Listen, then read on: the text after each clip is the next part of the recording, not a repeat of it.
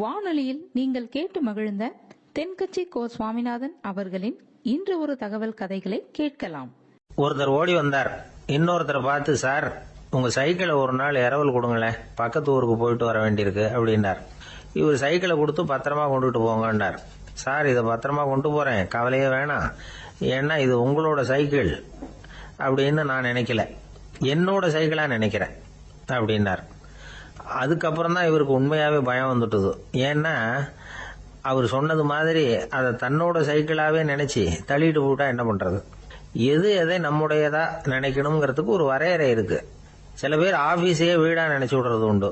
அப்படிப்பட்டவங்க கூட வீட்டை ஆபீஸா நினைக்கிறது இல்லை. ஏன்னா வீட்டில் இவர் ஆபீஸரா நடந்துக்க முடியறதில்ல. இதெல்லாம் ஒரு பக்கம் இருக்கட்டும். இப்போ விஷயத்துக்கு வருவோம். பொறியியல் மேதை டாக்டர் விஸ்வேஸ்வரய்யா இருந்தார் இல்லையா, பாரத ரத்னா விருதெல்லாம் கொடுத்தாங்களே. ஆபீஸ் வேலை வேற, சொந்த வேலை வேற அப்படிங்கிறதுக்கு ஒரு உதாரணமா இருந்தவர் அவர். மைசூர் மகாராஜா கிட்ட திவானா இருந்தார். அவர் ஒரு நாள் அரசாங்க வேலை காரணமா வெளியூர் போயிருந்தார். ஹாசன்கிற ஊருக்கு பக்கத்துல ஒரு பயண மாளிகை, அங்க தங்கிவிட்டார். ராத்திரி அங்க தங்கி இருந்துட்டு விடிஞ்சதும் ஊருக்கு திரும்புறதாக திட்டம். ராத்திரி தூங்குறதுக்கு ரொம்ப நேரம் ஆயிட்டுது. ரொம்ப நேரம் வரைக்கும் அரசாங்க சம்பந்தப்பட்ட வேலைகளையே பார்த்துக்கிட்டு இருக்கிறார். அரசாங்க ஃபைல்கள் நிறைய இருந்தது. அதையெல்லாம் ஒவ்வொன்றா எடுத்தார், படிச்சு பார்த்தார், பரிசீலனை பண்ணார். அதில் எழுத வேண்டியதை எழுதினார், கையெழுத்து போட்டார். ஒரு வழியா அந்த வேலையெல்லாம் முடிஞ்சுது. அதுக்கப்புறம் என்ன பண்ணார்னா, தன்னுடைய சூட்கேஸை திறந்தார். அதிலிருந்து 2 மெழுகுவத்தியை எடுத்து கொளுத்தி வச்சார். அந்த பயண மாளிகையில் அது வரைக்கும் எரிஞ்சுக்கிட்டு இருந்த மின்சார விளக்குகளை அணைச்சுட்டார். அதுக்கு பிறகு அந்த மெழுகுவத்தி வெளிச்சத்தில் சில புத்தகங்களை தொடர்ந்து படிக்க ஆரம்பிச்சிட்டார். அந்த பயண மாளிகையில பணியாளரா இருந்தவர் இதை பார்த்துட்டு ஓடி வந்தார். மறுபடியும் மின் விளக்கு போடுறதுக்காக போனார். விஸ்வேஸ்வரய்யா அதை பார்த்துட்டு போட வேணாம்ட்டாராம். இதுவரைக்கும் நான் அரசாங்க அலுவல்களை கவனிச்சுக்கிட்டு இருந்தேன், அதனால மின் விளக்குகள் அப்ப எரிஞ்சதுல தப்பு இல்லை. இப்ப நான் புத்தகம் படிச்சுக்கிட்டு இருக்கேன், இது என்னுடைய சொந்த வேலை, இங்க இருக்கிற மின் விளக்கு அதுக்காக ஏன் எரியணும் அப்படின்னு கேட்டாராம். இப்ப இருக்கிற சில அரசு பணியாளர்கள் கிட்ட இந்த சம்பவத்தை பேச்சோட பேச்சா சொல்லி பார்த்தேன். அவங்களால இதை ஜீரணிக்கவே முடியல. நேர்மை தேவைதான் சார், அதுக்காக அவ்வளவு தூரத்துக்கு அது தேவையா அப்படிங்கிறாங்க. விஸ்வேஸ்வரய்யா அப்படி பண்ணினது தான் ஒரு நேர்மையாளர் அப்படின்னு இந்த உலகத்துக்கு நிரூபிக்கணுங்கிறதுக்காக இல்லை. தான் அப்படி நடந்து காட்டினா தன்னை சுத்தி இருக்கிறவங்களும் அதை கேள்விப்படுறவங்களும் முடிஞ்ச அளவுக்கு பொது வாழ்க்கையில அரசு பணியில நேர்மையை கடைபிடிக்க முயற்சி பண்ணலாமே அப்படிங்கிறதுக்காகத்தான்.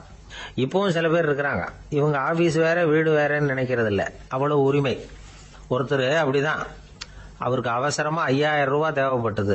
ஆபீஸ் பணத்தை எடுத்துக்கிட்டார். அந்த நேரம் பார்த்து ஆடிட் வந்துட்டுது. ஆப்பிட்டுக்கிட்டார். விசாரணை நடக்குது. அவர் சொல்றார், சார் நான் நேரம் காலம் பார்க்காம ஆபீஸ்ல வேலை செய்வேன், ஏன்னா அதை என்னோட ஆபீஸா நினைக்கிறேன்.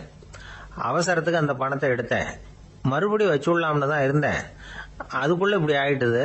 நீங்க என்ன நினைச்சாலும் சரி, நான் ஆபீஸ் வேற வீடு வேற அப்படின்னு நினைக்கிறது இல்லை, அது என்னோட சுபாவம் அப்படின்னார். விசாரணை பண்ணவர் தீர்ப்பு வழங்கினார். உங்க சுபாவத்துக்கு மதிப்பு கொடுத்து நானும் தீர்ப்பு வழங்குறேன். நீங்க கொஞ்ச நாள் ஜெயிலில் இருந்துட்டு வாங்க, அது உங்களுக்கு கஷ்டமா இருக்காதுன்னு நினைக்கிறேன். ஏன்னா அங்க போனாலும் நீங்க உங்க சுபாவப்படி வீடு வேற ஜெயில் வேறன்னு நினைக்க மாட்டீங்க அப்படின்னா. வயிறு பசிக்குதேங்கிறது சிலரோட கவலை, வயிறு பசிக்க மாட்டேங்குதே அப்படிங்கிறது சில பேரோட கவலை. 2 விதமான கவலைக்கும் வயிறு தான் காரணமா இருக்குது. வயிறு பசிச்சதுன்னா அது இயற்கை, வயிறு பசிக்கலைன்னா அது வியாதி. ஆனா பசியையும் நாம பசிப்பிணி அப்படின்னு தான் சொல்லுவோம். என்ன காரணம்? வியாதியை போக்க வேண்டியது எவ்வளவு முக்கியமோ அதை விட முக்கியம் பசியை போக்க வேண்டியது. ஒரு சமுதாயத்துல பசிப்பிணியே இருக்கக்கூடாது, அதுதான் நல்ல சமுதாயம். பசியை போக்கணும்னா சாப்பாடு போடணும், பசியின்மையை போக்கணும்னா வைத்தியம் தான் பண்ணணும். இது சம்பந்தமா எவ்வளவோ ஆராய்ச்சிகள் நடக்குது, நிறைய மருந்து கண்டுபிடிச்சிருக்கிறாங்க. நம்ம உடம்புல பசியை தூண்டக்கூடிய பகுதி எது, இதை முதல்ல தெரிஞ்சுக்கணும் இல்லையா? நாம சாப்பிடுற ஆகாரம் செரிக்கிறதுக்கு எது காரணம் தெரியுமா? நம்ம மூளையோட பின்பகுதி தான் அதுக்கு காரணமா இருக்குதாம். மூளையின் பின்பகுதியில நரம்பு செல்களால் ஆன 2 வகையான ஆரக்சின்கள் தான் பசியை உண்டாகுது அப்படின்னு கண்டுபிடிச்சிருக்கிறாங்க. 2 ஆய்வாளர்கள் இதை கண்டுபிடிச்சிருக்காங்க. அவங்க 2 பேரும் டெக்சாஸ் பல்கலைக்கழகத்தில் ஹார்வர்டு ஹக்ஸ் மருத்துவ கல்வி நிலையத்தில் பணிபுரிகிறவங்களாம். உண்பது தேவைங்கிறது உணரப்படும் போது மூளையின் அந்த குறிப்பிட்ட பகுதி ஆரக்சின் அப்படிங்கிற ஹார்மோன்களை சுரக்கும். அது பசி உணர்வை தூண்டும் அப்படிங்கிறது தான் அந்த ஆய்வாளர்களின் கண்டுபிடிப்பு. இந்த ஆரக்சின் வேற சில உயிரினங்கள்லயும் உண்டு. இப்போ எலிகளில் கூட இது இருக்குது. அதனால எலிகளை வச்சு இது சம்பந்தமா ஆராய்ச்சி பண்ணாங்க. எலிகள் உடம்புல ஆரக்சினை செலுத்தி பார்த்தாங்க. உடனே என்னாச்சு தெரியுமா? அந்த எலியெல்லாம் பசியால் துடிக்க ஆரம்பிச்சுட்டுது. எதையாவது தின்னு பசியை தீர்த்தா போதுங்கிற அளவுக்கு அந்த எலிகள்லாம் அல்லாட ஆரம்பிச்சுட்டுது. இயல்பா சாதாரணமா அந்த எலிகள் எவ்வளவு சாப்பிடுமோ அது மாதிரி 8 முதல் 10 மடங்கு அதிகமான ஆகாரத்தை 1 மணி நேரத்துக்குள்ள சாப்பிட்டு தீர்த்துட்டுதான். சில எலிகளின் மூளையில இந்த ஆரக்சின் அளவை கட்டுப்படுத்தி பார்த்துருக்குறாங்க. உடனே என்னாச்சு தெரியுமா? அதெல்லாம் சாப்பாட்டை கண்டா முகத்தை திருப்பிட்டு போக ஆரம்பிச்சுட்டுதான். அந்த எலிகளுக்கு பசி எடுக்கலையா? இந்த ஆராய்ச்சியின் அடிப்படையில் பசியை எடுக்காமல் இருக்கிற மனிதர்களுக்கும் பசியை தூண்ட முடியும் அப்படின்னு சொல்லி ஆராய்ச்சியாளர்கள் தெரிவிச்சிருக்கிறாங்க. ஆக ஆரக்சின் தான் பசிக்கு காரணம்ங்கிறது தெரிஞ்சு போச்சு. சரி, இந்த ஆரக்சின் அப்படின்னா என்ன? அது ஒரு கிரேக்க சொல். அதுக்கு பசின்னு அர்த்தம். நம்ம ஆளுங்களுக்கெல்லாம் பசியை தூண்டுறதுக்கு மருந்து தேவையில்லை, பசியை குறைக்கிறதுக்கு தான் மருந்து தேவை. ஒரு அம்மா டாக்டரை தேடி வந்தாங்களாம். டாக்டர், எங்கள் வீட்டுக்காரருக்கு திடீர்னு அகோர பசி, நிறைய சமைச்சு போடுறேன், அவ்வளவையும் சாப்பிட்டுட்டு கீழே கிடக்கிற குப்பை கூலங்களையும் எடுத்து சாப்பிட ஆரம்பிச்சுடுறார், என்னன்னு கவனிச்சு பாருங்க அப்படின்னாங்களாம்.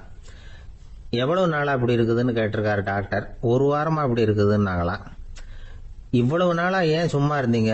ஆரம்பத்திலேயே இங்கே அழைச்சிட்டு வர வேண்டியது தானே அப்படின்னாரான் டாக்டர். அது ஒன்றும் இல்லை டாக்டர், வீடு பூரா சுத்தமாகட்டுமேன்னு பார்த்துக்கிட்டு இருந்தேன் அப்படின்னாங்களாம் அந்த அம்மா. சங்கீத வித்வான்களில் பல வகை உண்டு. சில குறிப்பிட்ட ராகங்களை பாடுறதுல அவங்களுக்கு பெருமை வர்றது உண்டு. ஆனால் ஒருத்தர் இருந்தார், அவரால் ஒரு ராகத்துக்கே பெருமை வந்தது. அந்த ராகத்தை அவர் வாசிச்சு கேட்கணும் அப்படின்னு சொல்லுவாங்க. அது என்ன ராகம்னா தோடி ராகம். சரி, அந்த வித்வான் யாருன்னா அவர் தான் திருவாவடுதுறை ராஜரத்னம் பிள்ளை. பேராசிரியர் கல்கி ஒரு சமயம் தம்முடைய பத்திரிகையில் எழுதினாராம். அதை அப்படியே படிக்கிறேன் கேளுங்களேன். ஆகா, ஸ்ரீ ராஜரத்னம் பிள்ளையின் தோடி ஆலாபனையை முதலில் கேட்டபோது அவருடைய கற்பனையை விட்டு தள்ளுங்கள். நம்முடைய மனதில் என்னென்ன இன்பமயமான கற்பனைகள் எல்லாம் உதித்தன.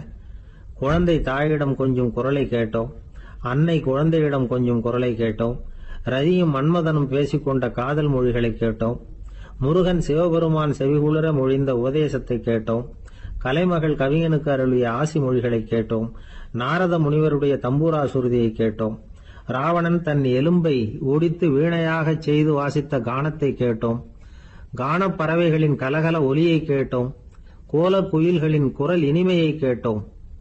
இப்படிலாம் பேராசிரியர் கல்கி விமர்சனம் எழுதியிருக்கிறார். திருவாவடுதுறை ராஜரத்னம் பிள்ளை அவர்களுடைய வாசிப்பை கேட்டுட்டு டி.என். ராஜரத்னம் பிள்ளை இறந்து போனார். அப்போ கவிஞர் கண்ணதாசன் எழுதினார், செவியனில் ஓடி எங்கள் சிந்தையில் ஓடி இந்த புவியெல்லாம் ஓடி நின்பார் பொங்கிய தோடி வேறிங்கு எவரிடம் போகும் ஐய இனி அதை காப்பார் யாவர் அவிந்தனின் சடலத்தோடே அவிந்தது தோடிதானும் அப்படின்னு எழுதினாராம். அந்த அளவுக்கு அவருடைய தோடியை ரசித்தவர்கள் உண்டு.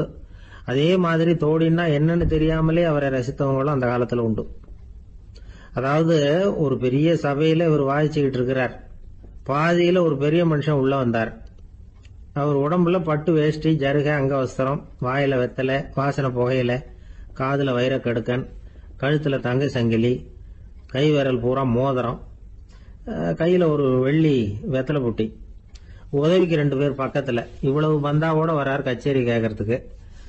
இப்படி வந்தவர் முதல் வரிசையில உட்கார்ந்தார்.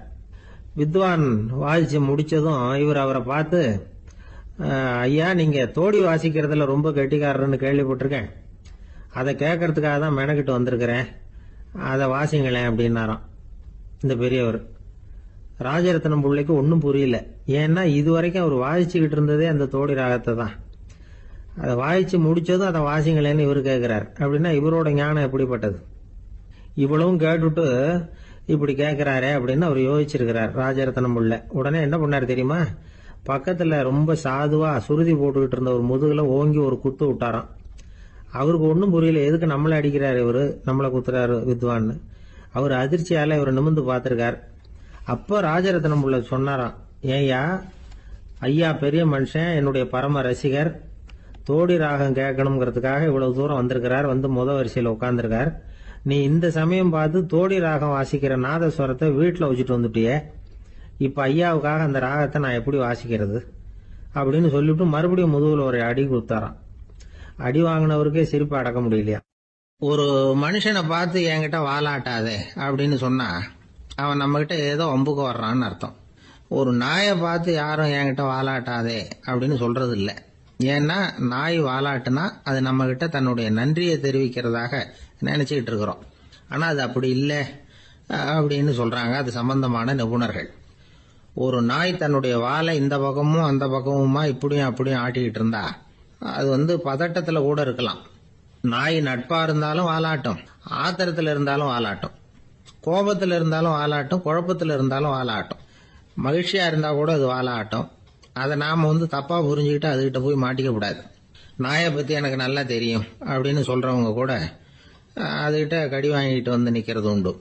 நிபுணர்கள் என்ன சொல்றாங்க தெரியுமா? எப்பவுமே நாய்கள் திடீர்னு கடிச்சு விடுறது இல்ல, கடிக்கிறதுக்கு முன்னாடி சில அறிகுறிகளை காட்டும். அதை சரியா புரிஞ்சுக்கிட்டோம்னா தப்பிச்சுக்கலாம். ஒரு வீட்டுக்கு போறீங்க, அங்க புதுசா ஒரு நாயை பாக்குறீங்க, உடனே அதுகிட்ட போய் குனிஞ்சு சிரிச்சுக்கிட்டே அது தலையில தட்டுறீங்க. இது ரொம்ப தப்பா. ஒரு நாய் இன்னொரு நாயை நேருக்கு நேர் பார்த்து பல்ல காட்டுனா அது தன்னுடைய தன்முனைப்பை காட்டுதுன்னு அர்த்தமா. உன்னை விட நான் பெரியவன் அப்படின்னு சொல்லுதுன்னு அர்த்தம். அதனால நீங்க அது மாதிரி கிட்ட போய் சிரிக்கிறோம் அப்படின்னு நினைச்சுக்கிட்டு பல்ல காட்டினா உங்களையும் எதிரியா நினைச்சிரும். இன்னொரு விஷயம் என்னன்னா, தலையில தட்டுனா நாய்க்கு பிடிக்காது.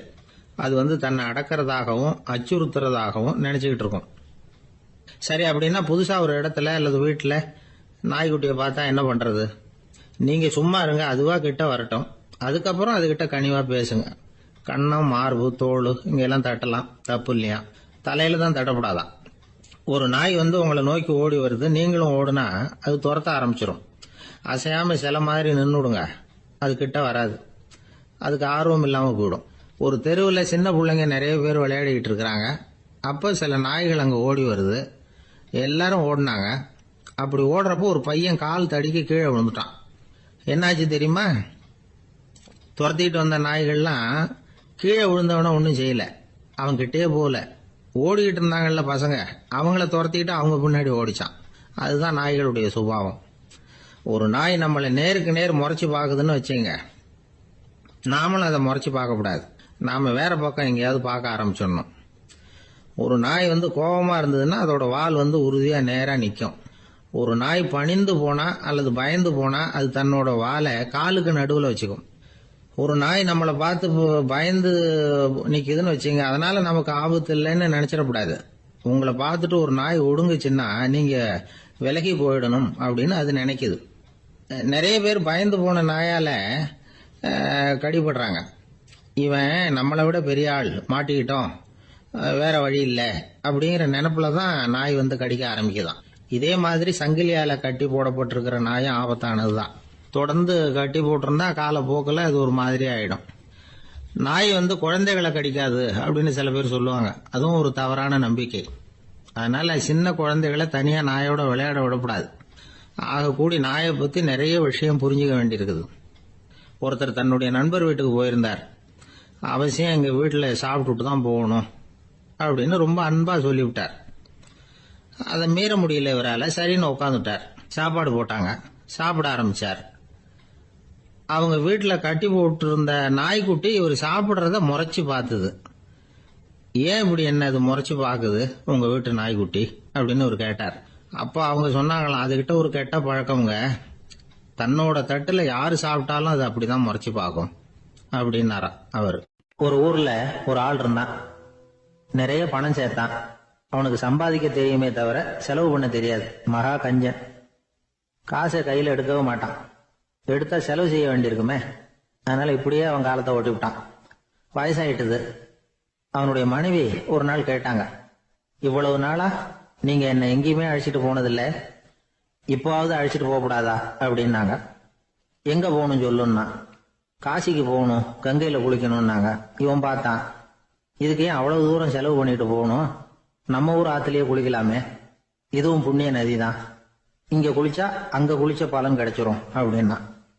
சரின்னு 2 பேரும் ஆத்தங்கரைக்கு போனாங்க. அன்னைக்கு ஏதோ விசேஷம், நிறைய கூட்டம், நிறைய பேர் குளிச்சுக்கிட்டு இருக்கிறாங்க. கரையில சில புரோகிதர்கள் நின்றுகிட்டு இருக்கிறாங்க. குளிக்கிறதுக்கு முந்தி அவங்க கிட்ட உட்காந்தா ஏதோ மந்திரம்லாம் சொல்லுவாங்க, கொஞ்சம் காசு கொடுக்க வேண்டியிருக்கும். அதனால இவன் என்ன பண்ணா, ஆத்தங்கரையிலேயே கொஞ்சம் தூரம் போனான். ஊரை விட்டு தள்ளி வந்துட்டான், அங்க யாருமே இல்லை. அப்பாடான்னு சந்தோஷப்பட்டான், குளிக்கலாம்னு புறப்பட்டான். இந்த நேரம் கடவுள் பார்த்தார், இந்த கஞ்சனுக்கு ஏதாவது புத்தி போகட்டணும் அப்படின்னு நினைச்சார். உடனே ஒரு புரோகிதர் மாதிரி உருவத்தை மாத்திக்கிட்டு அந்த ஆள் முன்னாடி வந்து நின்னார்.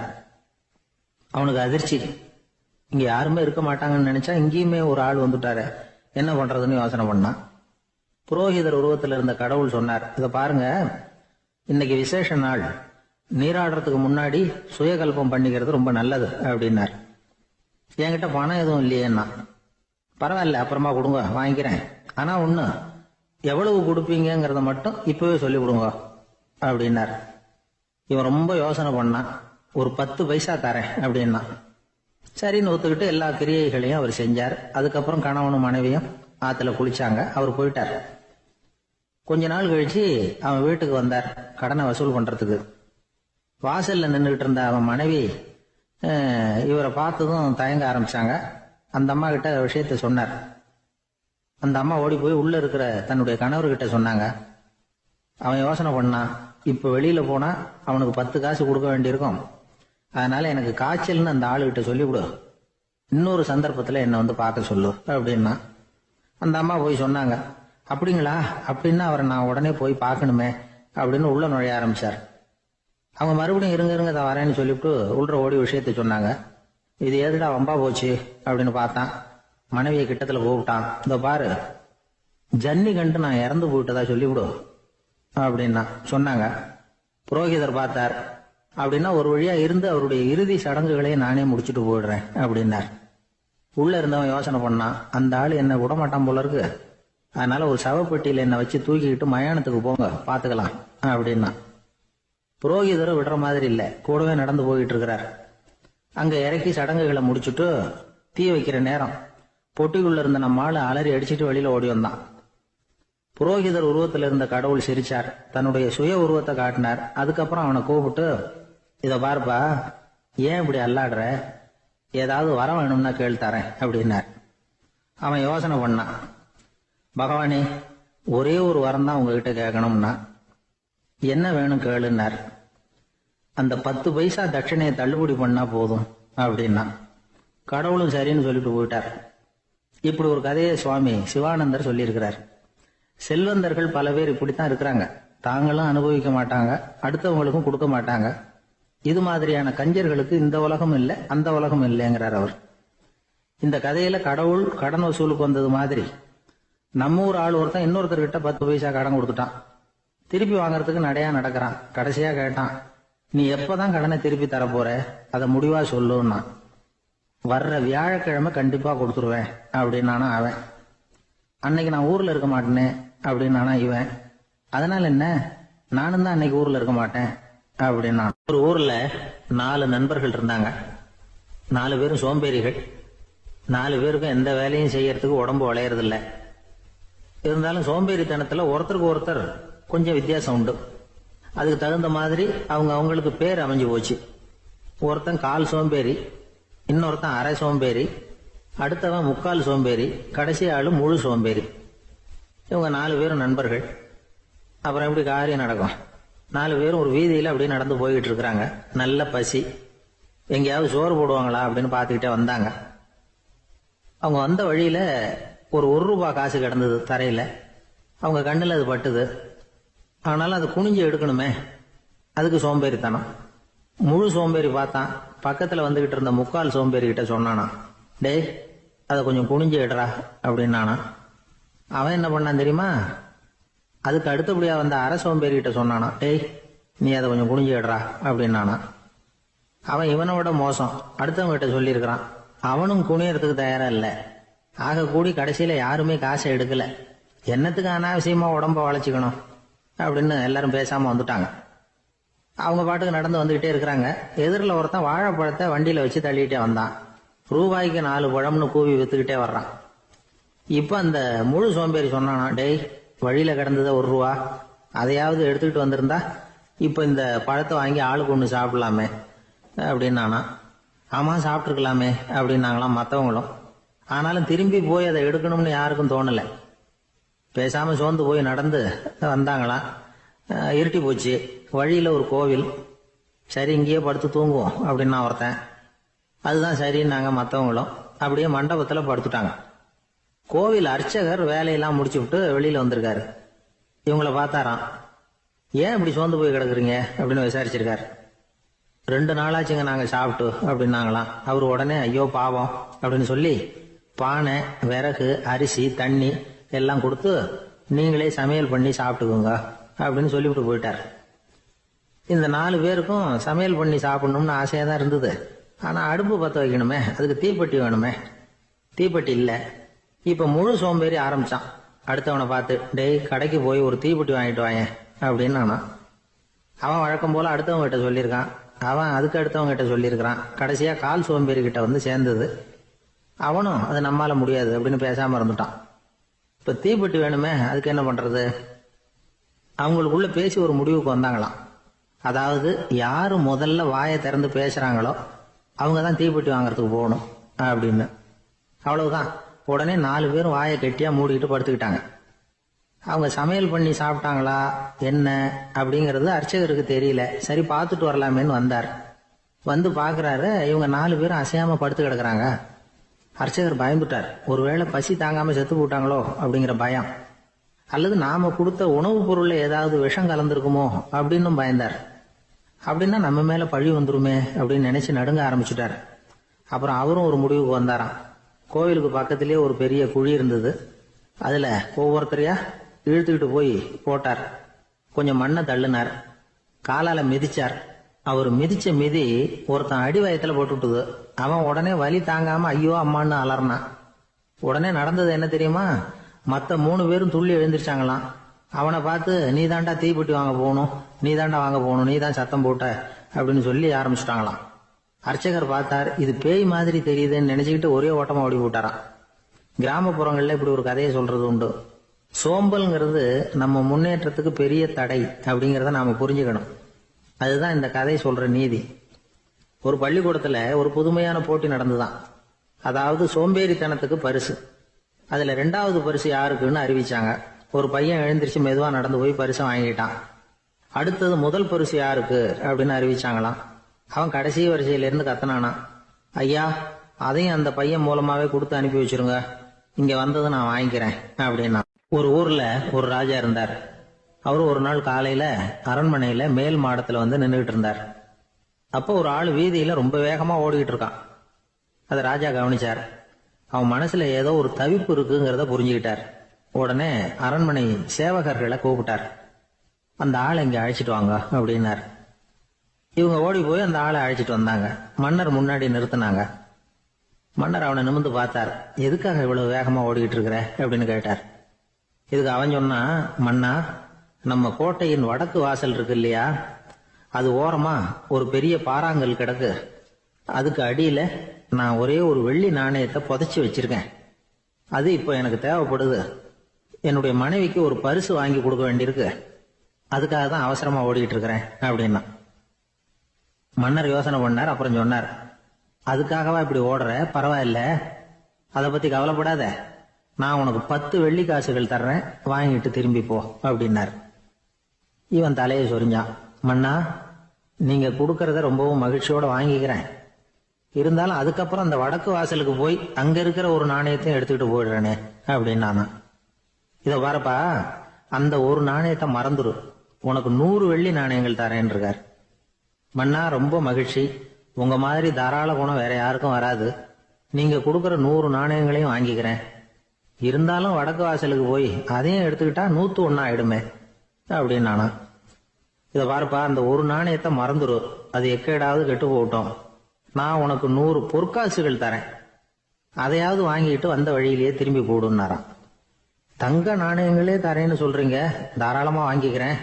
இருந்தாலும் வடக்கு வாசலுக்கு போய் அப்படின்னு மறுபடியும் ஆரம்பிச்சான். அரசர் வந்து பொறுமை இழந்துட்டார். கடைசியா ஒரு முடிவுக்கு வந்துட்டார். இத பாருப்பா, உனக்கு என்னுடைய ராஜ்யத்திலேயே பாதியை கொடுத்துட்றேன், அப்படியாவது திருப்தியா திரும்பி போ அப்படின்னாராம். மன்னா, உங்களுடைய பெருந்தன்மைக்கு ஈடு இணையே கிடையாது. தேசத்திலேயே பாதி பிரிச்சு கொடுக்குறேன்னு சொல்றீங்க, அதனால உங்ககிட்ட ஒரு சின்ன வேண்டுகோள் அப்படின்னானா. சொல்லுன்னாராம் மன்னர் ஆர்வமா. இவன் மெதுவா ஆரம்பிச்சான். அப்படி இந்த ராஜ்யத்தை 2ஆ பிரிக்கிறப்போ அந்த வடக்கு வாசல் இருக்கிற பக்கத்தை என்கிட்டயே கொடுத்துருங்கோ அப்படின்னானா. மன்னர் அசந்து போயிட்டார். இந்த கதை எதுக்காகன்னு கேட்டா, மனம்ங்கிறது ஒரு குரங்குங்கிறத புரிஞ்சுக்கிறதுக்காகத்தான். உன்னை பிடிச்சுக்கிட்டா லேசில விடாது. அப்படிப்பட்ட மனச அறிவு தான் வழி நடத்தணும். அதுலதான் வாழ்க்கையின் வெற்றி அடங்கி இருக்குது. ஒரு சின்ன பையன் தெருவில் அழுதுகிட்டு இருந்தான். ஏன்பா அழுவுறேன்னு ஒரு பெரியவர் கேட்டார். ₹1 காசை இங்க தொலைச்சுட்டேன் அப்படின்னா. சரி, அதுக்காக அழாத, அதுக்கு பதிலா ₹10 தரேன், இந்தா வச்சுக்கோன்னு கொடுத்தாரு. அந்த ₹10 வாங்கி சட்டப்பையில போட்டுக்கிட்டு அதை விட அதிகமா சத்தம் போட்டு அழ ஆரம்பிச்சுட்டான். மறுபடியும் ஏன்டா அழறேன்னு கேட்டார் பெரியவர். அந்த ₹1 கிடைச்சிட்டுதுன்னா இப்ப என்கிட்ட ₹11 இருக்குமே, இப்போ ₹10 தானே இருக்கு அப்படின்னு சொல்லிவிட்டு அழறான். ஒருத்தர் ரொம்ப அவசரமா வந்தார். சார், மனுஷன் நிம்மதியா இருக்கிறதுக்கு என்ன வழின்னு கேட்டார். சீக்கிரமா ஒரு கல்யாணத்தை பண்ணீங்க, எல்லாம் சரியா போடும் அப்படின்னோம். அவர் ஒரு மாதிரியா பார்த்தார். ஏற்கனவே எனக்கு கல்யாணம் ஆயிட்டுது சார், அதனால தானே நிம்மதியா இருக்கிறதுக்கு வழி கேட்கறேன் அப்படின்னார். சரி, இவர் ஒரு மாதிரியான கேஸ் அப்படின்னு நினைச்சுக்கிட்டு நம்மகிட்ட இருந்த ஒரு சின்ன புத்தகத்தை அவர்கிட்ட தூக்கி கொடுத்தோம். இதை படிச்சு பாருங்கன்னு. கல்யாணத்துக்கு பிறகும் சந்தோஷமா இருக்கிறதுக்கு என்ன வழி அப்படிங்கிற கேள்விக்கு அந்த புத்தகத்துல விளக்கம் இருந்தது. கணவன் மனைவிக்குள்ள சிக்கல் வராம இருக்கிறதுக்கு அதுல சில வழிகளை சொல்லி கொடுத்துருக்குறாங்க. அதெல்லாம் என்னென்ன அப்படிங்கறத இப்ப பார்க்கலாமா? குடும்பம்னு இருந்தா கோபம் வரதான் செய்யும். அது வந்துட்டு போட்டும் பரவாயில்ல. ஆனா அந்த கோபம் ஒரே நேரத்துல 2 பேருக்கும் வந்துடாம பாத்துக்கணும். ஒரு சமயத்துல யாராவது ஒருத்தர் தான் கோபப்படணும், அடுத்தவங்க அமைதியா இருக்கணும். அதுக்கப்புறம் இவர் அமைதியான உடனே அவங்க ஆரம்பிச்சுக்கலாம். கோபமா ஏதாவது சொன்னா உடனே கோபமா பதில் சொல்லக்கூடாது. கொஞ்சம் பொறுத்து கோபம் தீர்ந்த உடனே அந்த பதில சொல்லலாம். அப்போ பதில் கோபமா இருந்தா கூட அது அவ்வளவு பெருசா தெரியாது. அற்ப விஷயத்துக்கெல்லாம் காய்ச்சி மூச்சுன்னு கத்திட்டு இருக்க கூடாது. உங்க 2 பேருக்குள்ள ஒரு தர்க்கம் ஆரம்பம் ஆயிட்டுதுன்னு வச்சுக்கோங்க. கடுமையா 2 பேரும் விவாதம் பண்றீங்க. உங்கள ஒருத்தர் இதுல ஜெயிக்கணும்னா அது நீங்களா இருக்க வேணாம், அடுத்தவங்க ஜெயிக்கிறதுக்கு நீங்க துணையா இருங்களேன். அப்படின்னா நீங்க கொஞ்சம் விட்டு கொடுக்கணும், அவ்வளவுதான். ஏதாவது குத்தம் சொல்லணுமா, செஞ்ச தப்ப சுட்டி காட்டணுமா, விமர்சனம் பண்ணணுமா, பண்ணுங்க, வேணான்னு சொல்லல. ஆனா சொன்னதை அப்படி சொல்றத கொஞ்சம் அன்பா இதமா சொல்லுங்க. எப்போ நடந்த தவறுகளை எல்லாம் இப்போ போய் மறுபடியும் ஞாபகப்படுத்திட்டு இருக்க வேண்டாம். நான் அப்பவே சொன்னேன் இந்த புடவை வேணாம்னு, நீங்க தான் கேட்கல, இப்போ பாருங்க கிழிஞ்சு போச்சு இப்படின்னு கத்துனாங்க ஒரு அம்மா. எப்போ சொன்னீங்கன்னு கேட்டா ஒரு 10 வருஷத்துக்கு முன்னாடி தீபாவளி சமயத்துல அப்படிங்கிறாங்க. அது என்ன இன்னும் அப்படியே புதுசாகவே இருக்கும்? உங்களுக்கு அவர் தான் பெருசு, அவருக்கு நீங்க தான் பெருசு. அதை விட இந்த உலகத்துல வேற எதுவும் முக்கியம் இல்லைன்னு நினைக்கணும். நீ தான் என்னுடைய உலகம்னு எத்தனை தடவை சொல்லியிருப்பீங்க? அதெல்லாம் வெறும் வசனமா போயிடக்கூடாது.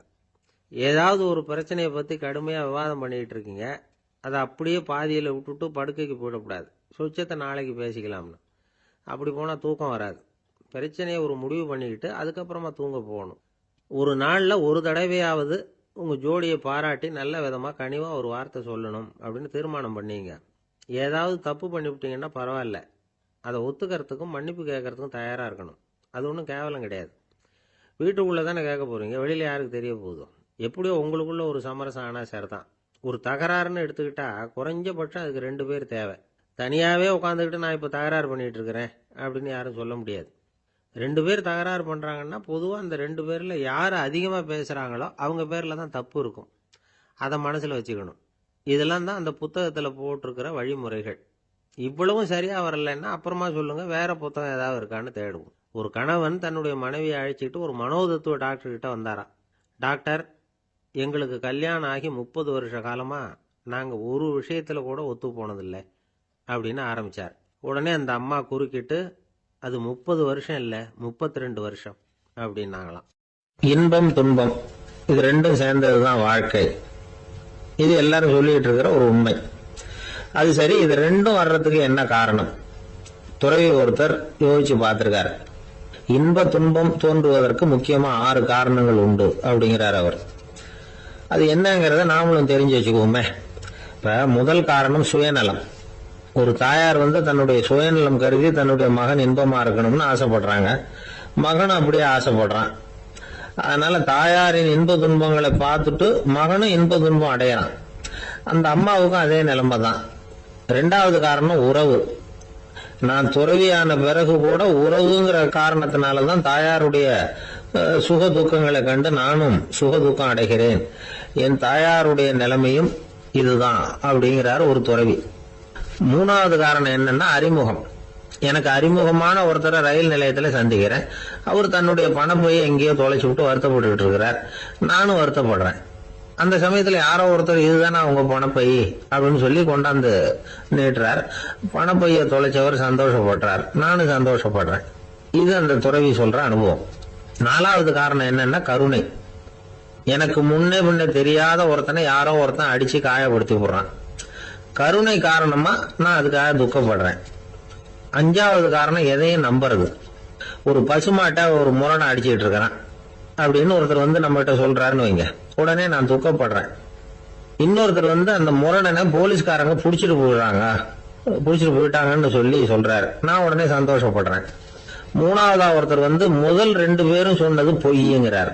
அப்ப நான் இன்ப துன்பம் ரெண்டுமே இல்லாம நிம்மதியா இருக்கிறேன். இது ஒரு விதம். அடுத்தது 6வது காரணம் என்னன்னா தன்மயமாகுதல். ஒரு நாவல் படிச்சுட்டு இருக்கிறோம், அதுல வர்ற பாத்திரங்களோட நாம ஒன்றி போயிடுறோம். அதுல வர்ற பாத்திரங்கள் சிரிச்சுன்னா நாமளும் சிரிக்கிறோம், அது அழுதுன்னா நாமளும் அழறோம். அதெல்லாம் வந்து அந்த துறவி சொல்ற அனுபவ உண்மைகள். இன்ப துன்பம் ரெண்டும் தோன்றுவதற்கு சுயநலம், உறவு, அறிமுகம், கருணை, எதையும் நம்புறது, தன்மயமாகிறது, இது எல்லாம் தான் முக்கிய காரணம் அப்படின்னு அவர் சொல்றார். ஆக கூடி ஒட்டு மொத்தமா யோசனை பண்ணி பார்த்தா பிற பொருள்கள் மீது பற்றுதல் காரணமா தான் நாம வந்து இன்ப துன்பம் அடையிறோம் அப்படிங்கறத புரிஞ்சுக்க முடியுது. மனுஷன் வந்து இன்ப துன்பம் அடையறதுக்கு 7வது காரணம் கூட ஒண்ணு உண்டு அப்படின்னு சொல்லிட்டே வந்தார் ஒருத்தர். அது என்ன அப்படின்னு கேட்டோம். அதுதான் சார் இந்த நீங்க சொல்லிட்டு வர்ற இன்று ஒரு தகவல்னார். எப்படி சொல்றீங்கன்னு கேட்டோம். இன்று ஒரு தகவல் கேட்க ஆரம்பிக்கிறப்போ மனசுல இன்பம், ஆரம்பிச்ச உடனே இது ஏற்கனவே கேட்ட சமாச்சாரமாச்சே அப்படின்னு நினைக்கிறப்போ துன்பம் அப்படின்னு அதுக்கு ஒரு விளக்கம் கொடுத்தார். ஒரு மாணவனை பார்த்தேன். என்ன தம்பி படிப்புலாம் எப்படி இருக்குது அப்படின்னு விசாரிச்சேன். அவன் ரொம்ப அழுத்துக்கிட்டான். நான் நல்லா தான் சார் படிக்கிறேன், இருந்தாலும் புத்தியில சரியா ஏற மாட்டேங்குது சார் அப்படின்னா. சரி, இவனும் நம்ம ரகம்தான் அப்படின்னு சொல்லி முடிவு பண்ணிட்டோம். கல்வி கற்கக்கூடிய ஒரு மாணவன் சம்பந்தப்படுற புத்திகள் பல வகை. அதை பத்தி ஒரு பெரியவர் விளக்கி இருக்கிறார். மிருத்து புத்தின்னு ஒண்ணு இருக்குதான். மிருத்துன்னா மண்ணு. மண்ணால வந்து செவுறு கட்டுறோம்ல, மண் சுவரில் வந்து ஆணி அடிக்கிறதும் சுலபம், அதை பிடுங்கி எடுக்கிறதும் சுலபம். அது மாதிரி சில பேர் குரு சொல்லி கொடுக்கறத சுலபமா கேட்டு தெரிஞ்சு வச்சுக்குவாங்க, கொஞ்ச நேரத்துல சுலபமா மறந்தும் போயிடுவாங்க. இது மிருத்து புத்தின்னு பேரு, மண் புத்தி. தாரு புத்தின்னு ஒண்ணு உண்டான். தாருன்னா மரம். அதுல பச்சை மரத்துல வந்து ஆணி அடிக்கிறது சுலபம், ஆனா அதை எடுக்கிறது கஷ்டம். அது மாதிரி ஆசிரியர்கிட்ட இருந்து கேட்டதை கவனமா மனசுல பதிய வச்சுக்கிட்டு அதை மறக்காம இருக்கிறது தாரு புத்தி. பட்ட மரமா இருந்தா அதுல ஆணி அடிக்கிறதும் கஷ்டம், அடிக்கிற ஆணியும் சீக்கிரம் நழுவிடும். அது மாதிரி கேட்கிற விஷயம் மனசுல பதியறதும் கஷ்டம். அப்படியே பதிஞ்சாலும் அது நீடிச்சு இருக்கிறதும் கஷ்டம், கொஞ்ச காலத்துல மறந்துடும். இன்னொரு வகை புத்தி ஒண்ணு உண்டு, அதுக்கு பேரு சிலா புத்தின்னு பேரு. சிலான்னா கல்லு. ஒரு கருங்கல்லுல 4 துளைய போட்டு ஒரு துளையில வந்து உளிய வச்சு அடிச்சா மற்ற துளை வழியாவும் பிளந்து கல்லு 2ஆயிடும். அது மாதிரி சந்தியான இடங்கள்ல குறிப்பா ஒரு பொருளை சொன்னா அதை வச்சுக்கிட்டு மற்றதையும் தெரிஞ்சுக்கிறது, அது சிலா புத்தின்னு பேர். வேணு புத்தின்னா என்ன தெரியுமா? வேணுன்னா மூங்கில். மூங்கில் கணுவுல ஒரு பக்கம் உளிய வச்சு அடிச்சா 2 பக்கமும் பிளந்துரும். அது மாதிரி ஒரு செய்தியை கேட்டுக்கிட்டு இருக்கிறப்பவே அதோட முன்பின் தொடர்களையும் தெரிஞ்சுக்கணும், அது வேணு புத்தி. தைல புத்தின்னு ஒண்ணு உண்டு. தைலம்ங்கிறது எண்ணெய்.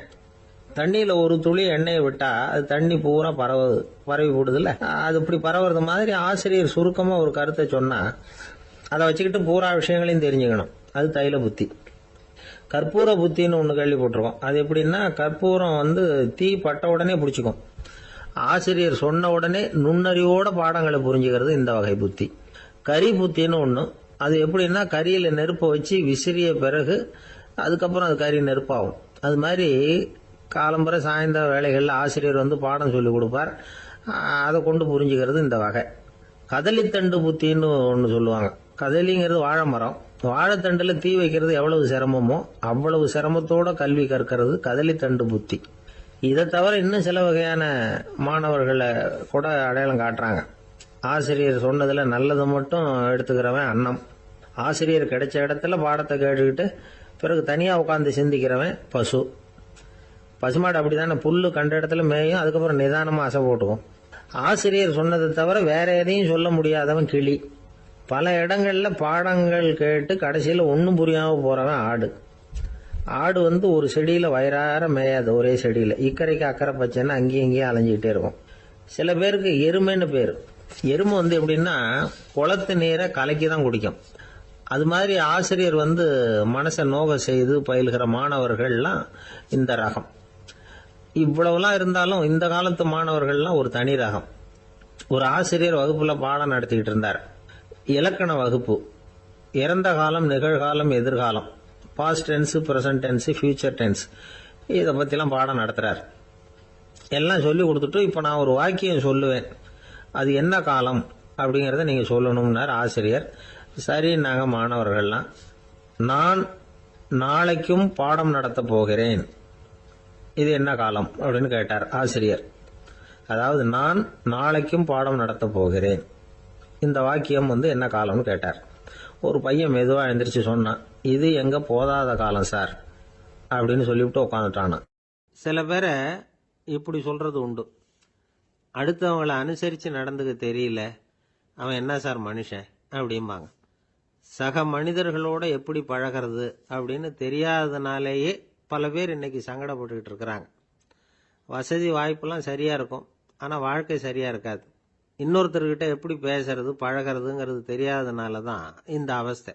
சரி, இந்த அவஸ்தை இல்லாம வாழறது எப்படி? இதுக்கு அனுபவசாலிகள் சில வழிமுறைகளை சொல்றாங்க. அதெல்லாம் என்னென்னங்கிறத இப்ப தெரிஞ்சுக்குவோம். முதல்ல நம்ம நாக்கு நம்ம கண்ட்ரோல்ல இருக்கணும். வார்த்தைகளை கொட்டிவிட்டு அதுக்கப்புறம் அள்ள முடியாம கடந்து கஷ்டப்படக்கூடாது. எப்படி பேசுறோங்கிறதும் முக்கியம், பேசுறப்ப எப்படி முகத்தை வச்சிருக்கிறோங்கிறதும் முக்கியம். அன்பா பேசினாலும் நல்லா இருக்கும். அப்படி பேசுறப்ப ஆதரவா அவர் தோள் மேல ஒரு கையை போட்டுக்கிட்டு பேசினா இன்னமும் நல்லா இருக்கும். ரெண்டாவது விஷயம், இன்னொருத்தர்கிட்ட பேசுறப்ப வாக்குறுதிகளை அள்ளி வீசக்கூடாது. கொடுக்கற வாக்குறுதி குறைச்சலா இருக்கணும். அப்படி கொடுத்த வாக்குறுதியை கண்டிப்பா நிறைவேற்றணும். நாம ஒருத்தரை பாராட்டுறோம் அல்லது அவரை பத்தி அபிப்பிராயம் சொல்றோம்னா அது ஆக்கப்பூர்வமா இருக்கணும். நம்ம பாராட்டு அல்லது விமர்சனம் அடுத்தவருடைய முன்னேற்றத்துக்கு உதவுறது மாதிரி இருக்கணும். நாம சொல்றதை கேட்டுட்டு அவன் தலையில கையை வச்சுட்டு உட்காந்துடக்கூடாது. எப்பவும் உற்சாகமா இருக்கணும், முகம் மலர்ச்சியா இருக்கணும். மனுஷன் இருந்தா வருத்தம், கவலை, ஏமாற்றம் எல்லாம் இருக்கதான் செய்யும். அதெல்லாம் மனசுல இருக்கட்டும். அந்த வருத்தமும் கவலையும் ஏமாற்றமும் சேர்ந்துகிட்டு நம்ம முகத்துல இருக்கிற மலர்ச்சியை மூடி மறைக்கிறதுக்கு நாம இடம் கொடுத்துடக்கூடாது. எந்த விஷயத்தை பத்தி யாருகிட்ட பேசினாலும் வெளிப்படையா பேசணும், திறந்த மனசோட பேசணும். மூடி மறைச்சி முன்னு மூழ்கிக்கிட்டு இருக்கக்கூடாது. இன்னொருத்தர்கிட்ட பேசுறப்போ விவாதம் பண்ணுங்க, அது தப்பு இல்லை, ஆனா வாதாடிக்கிட்டு இருக்கக்கூடாது. அதாவது என்ன சொல்றாங்கன்னா, டிஸ்கஸ் பண்ணலாம், ஆர்கியூ பண்ணக்கூடாதான். நம்ம கிட்ட இருக்கிற நல்ல குணங்களை நாம எடுத்து சொல்லிட்டு இருக்கக்கூடாது. அந்த நல்ல குணங்களே நம்மளை பத்தி எடுத்து சொல்லணும், அது மாதிரி நடந்துக்கணும். அதே மாதிரி அடுத்தவங்க கிட்ட உள்ள கெட்ட குணங்களை பத்தி அவசியம் இல்லாம நாம பேச வேண்டியதில்லை. உங்களை பத்தி யாராவது தப்பா பேசுறாங்களா, அப்படி அவங்க பேசுறதுல உண்மை இல்லையா அப்படின்னா அதை நீங்க பொருட்படுத்த வேண்டியதில்லை, விட்டுடலாம், அது தானா போயிடும். ஒரு 4-5 பேரோட பேசிக்கிட்டு இருந்தீங்கன்னா எல்லாருக்கும் முக்கியத்துவம் கொடுங்க, யாரையும் அலட்சியப்படுத்தாதீங்க. தமாஷா பேசலாம், ஆனா உங்க தமாஷ் அடுத்தவங்களை கேலி பண்றதா இருக்கக்கூடாது. நமக்கு கிடைக்க வேண்டியது கிடைக்கலையே அப்படிங்கிற தவிப்பு நம்ம கிட்ட இருக்கக்கூடாது, அது தேவையில்லை. உங்க செயல்பாடுகள் தெளிவா இருக்கட்டும், பாராட்டு தானா உங்களை தேடிட்டு வரும். இன்னொரு மனுஷனுடைய மனசுல கௌரவமான ஒரு இடத்த பிடிக்கணும்னா நாம இந்த குணத்தை எல்லாம் நம்ம கிட்ட வளர்த்துக்கணும். இதெல்லாம் அனுபவசாலிகள் சொல்லி இருக்கிற குறிப்புகள். இந்த குறிப்புகளை சரியா புரிஞ்சுக்கணும், அது முக்கியம். தப்பா புரிஞ்சுக்கிட்டா என்ன ஆகும் தெரியுமா? இதை கேளுங்க. ஒருத்தர் வந்தார், சார் அடுத்தவங்க தோள் மேல கையை போட்டுக்கிட்டு அன்பா பேசணும்னு சொன்னீங்க, அப்படிதான் பேசினேன். அவரு முதுக கூட தட்டி கொடுத்தேன், என் வேலை போயிட்டுது சார், வீட்டுக்கு அனுப்பிச்சுட்டாங்க அப்படின்னார். யாருக்கிட்ட அப்படி பேசுனீங்கன்னு கேட்டோம். என் முதலாளிகிட்ட சார் அப்படிங்கிறார் ரொம்ப சோகமா. ஒரு ஊர்ல ஒரு பெரிய செல்வந்தர் இருந்தார். பணத்துக்கு பஞ்சம் இல்லை, அதனால இந்த உலகத்துல முடியாத காரியம் எதுவும் இல்லைன்னு நினைச்சார். பணம் இருந்தாலே அந்த நினைப்பு தானா வந்துடும். அதனால இவரும் அப்படி நினைச்சதுல ஒன்றும் தப்பு இல்லை. அந்த ஊருக்கு குருநானக் ஒரு தடவை வந்தார். அவருக்கு இந்த செல்வந்தர் ரொம்ப பிரமாதமா ஒரு வரவேற்பு கொடுத்தார். ஊர் எல்லையிலேயே எங்க வீட்டுக்கு வந்து விருந்து சாப்பிட்டுட்டு போகணும்னு கேட்டுக்கிட்டார். அவரும் சரின்னு ஒத்துக்கிட்டார். உடனே தன்னுடைய பங்களாவில் ஒரு பெரிய விருந்துக்கு ஏற்பாடு பண்ணார். குருநானக்கை அழைச்சிட்டு வீட்டுக்கு போனார். உட்கார வச்சார். ஐயா, நான் இந்த ஊர்லயே ரொம்ப பெரிய வசதி உள்ளவன். என்னால எல்லாம் முடியும். உங்களுக்காக நான் என்ன செய்யணும்னு சொல்லுங்க. எதுவா இருந்தாலும் பரவாயில்ல, எவ்வளவு செலவானாலும் பரவாயில்ல, என்னால செய்ய முடியும். என்ன செய்யணும்னு சொல்லுங்க, அது போதும், நான் செய்யறேன் அப்படின்னு நான் ரொம்ப பணிவா. இதை கேட்டதும் குருநானக் சிந்திச்சார் கொஞ்ச நேரம். அதுக்கப்புறம் தன்னோட சட்ட பைக்குள்ள கையை விட்டு ஒரு பழைய ஊசி ஒன்று எடுத்தார். அந்த செல்வந்தர்கிட்ட கொடுத்தார். இதை பாருங்க, இவ்வளவு தூரம் நீங்க கேட்கறதுனால சொல்றேன்.